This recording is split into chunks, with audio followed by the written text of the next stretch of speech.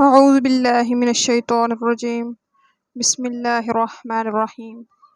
حضرت ابن عباس رضی اللہ تعالیٰ عنہ سے روایت ہے، وہ بیان کرتے ہیں کہ ایک روز جناب جبریل علیہ السلام نبی صلی اللہ علیہ وآلہ وسلم کے پاس بیٹھے ہوئے تھے کہ انہوں نے اوپر سے دروازہ کھلنے کی آواز زوردار سنائی دی۔ اپنا سر اٹھایا تو نبی صلی اللہ علیہ وآلہ وسلم کو بتایا کہ یہ آسمانوں کے دروازے میں سے ایک دروازہ ہے جو آج سے پہلے کبھی نہیں کھلا، اس سے ایک فرشتہ نازل ہوا ہے جو آج سے پہلے کبھی نازل نہیں ہوا۔ اس نے آپ صلی اللہ علیہ وآلہ وسلم کی خدمت میں سلام عرض کیا اور کہا کہ آپ صلی اللہ علیہ وآلہ وسلم کو دو نور مبارک ہو۔ آپ صلی اللہ علیہ وآلہ وسلم سے پہلے یہ نور کسی نبی کو عطا نہیں کیے گئے۔ وہ نور یہ ہیں کہ سورہ فاتحہ اور سورہ بقرہ کی آخری دو آیات۔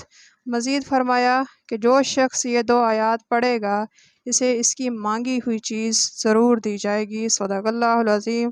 مسلم فضائل القرآن 1877۔